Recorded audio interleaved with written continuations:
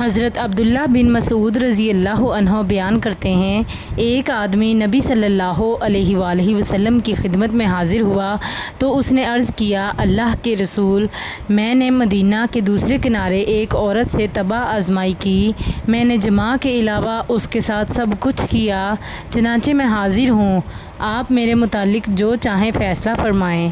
عمر رضی اللہ عنہ نے اسے کہا، اللہ نے تمہاری پردہ پوشی کی تھی، کاش کہ تم بھی اپنی پردہ پوشی کرتے۔ راوی بیان کرتے ہیں، نبی صلی اللہ علیہ وآلہ وسلم نے اسے کوئی جواب نہ دیا اور وہ آدمی کھڑا ہوا اور چلا گیا۔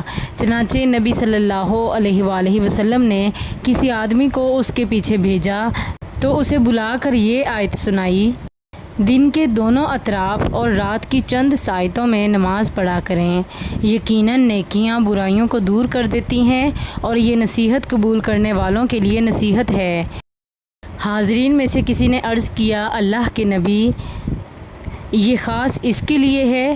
تو آپ صلی اللہ علیہ وآلہ وسلم نے فرمایا، نہیں بلکہ تمام لوگوں کے لیے ہے۔ مشکوٰۃ المصابیح حدیث نمبر 575۔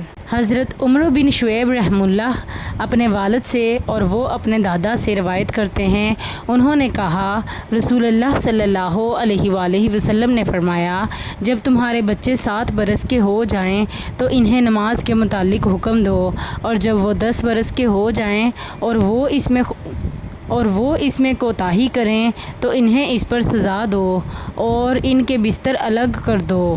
مشکوٰۃ المصابیح حدیث نمبر 572۔ حضرت ابن مسعود رضی اللہ عنہ بیان کرتے ہیں، کسی آدمی نے کسی عورت کا بوسہ لے لیا، پھر اس نے آ کر نبی صلی اللہ علیہ وآلہ وسلم کو بتایا تو اللہ تعالیٰ نے یہ آیت نازل فرمائی، دن کے دونوں اطراف اور رات کی چند ساعتوں میں نماز پڑھا کریں، یقیناً نیکیاں برائیوں کو دور کر دیتی ہیں۔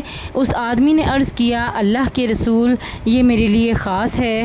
تو آپ صلی اللہ علیہ وآلہ وسلم نے فرمایا، میری ساری امت کے لیے ہے، اور ایک روایت میں ہے، جس نے میری امت میں سے اس پر عمل کیا۔ مشکوٰۃ المصابیح حدیث نمبر 566۔